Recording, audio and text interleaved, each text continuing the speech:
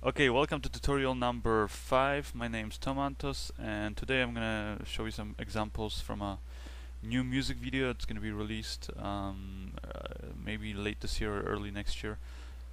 We're gonna work on two different sequences, both of which use HMI par lighting. I'll just let you watch the first sequence here.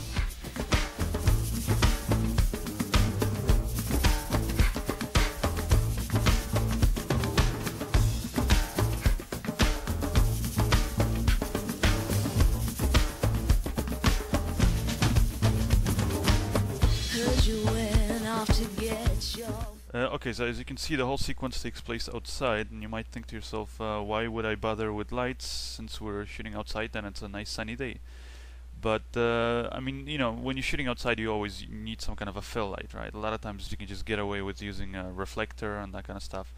But for music video especially, you know, where you want that kind of a kind of a glamorous kind of look. All the things that need to be, you know, well exposed are well exposed, and also that you have some kind of contrast in the shot to give it a kind of a glamour look. And so that's what HMI lights are really good for, because they output a lot of power. And you know, when you're shooting outside and you have to compete with the strength of the light that the sun provides, you really do need to make sure that you have powerful enough lights. In this case, we actually only had a 1200 watt HMI par. So as you can see in this shot, the light might not be very evident, but basically what the light is doing is just lighting the girl's face.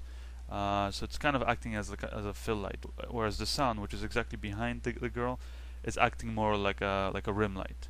One of the reasons why I did it like that is because I wanted to have that very strong rim lights, and since the sun is going to be stronger than the HMI light that I'm using, that works well, and because also the location that we're shooting at did not work very well if I pointed the camera basically in the other position. And here you can see with the light off, there's a big difference. Basically, she's way underexposed.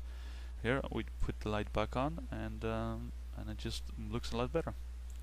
And here, for example, in this shot, we also used the HMI light, but more as a this time was more as a kind of a rim light, kind of a rim slash fill light, just to the left side of the camera. And in this shot, for example, since the actor was in the car and his face was way underexposed, we had the HMI par light his face just to the right side of the camera. Okay, now we're gonna work on this restaurant sequence. This the same music video.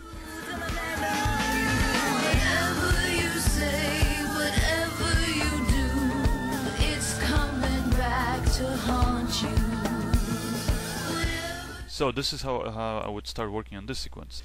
Like on any shoot, I usually try to scout all the locations a few weeks before, so I can see what kind of shots are possible, and based on that I do my storyboards. So here you can see me setting up the camera on a dolly, just testing it out, making sure that I can achieve the same kind of camera move that I storyboarded. Here's a little rehearsal with the actor. I'm just blocking the shot out. We have one of the PAs standing in for the waitress.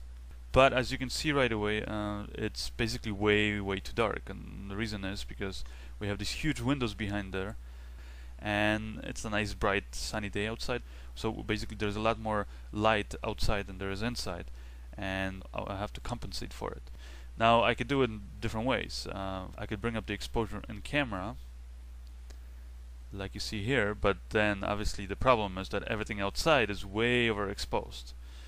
So in order to fix the problem, what I end up using is one of the HMI par lights, which is a 1200 watt HMI, and I put it just to the right side of the camera, outside one of the windows. You can see here, and just pointed right at the subject.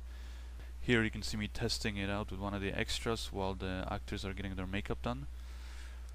And here we do another rehearsal with the lights. Looks a lot better. What I end up actually adding though is this big softbox that you see up here, just to the left side of the camera, just to balance out the other side of the subject's face. And then the last thing that I do is I add a 1000 watt light there just to the left side of the actor as he comes out, just to add a little bit of a rim and just to help bring him separate him from the background. And that's pretty much it. This is how it looks.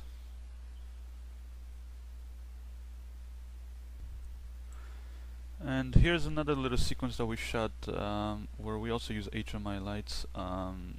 It's all indoors, and the reason why I used it is because I just needed a lot of just big, soft, kind of ambient light that bounces all over the walls. So basically I just took one of those HMI lights and just bounced it off of the ceiling.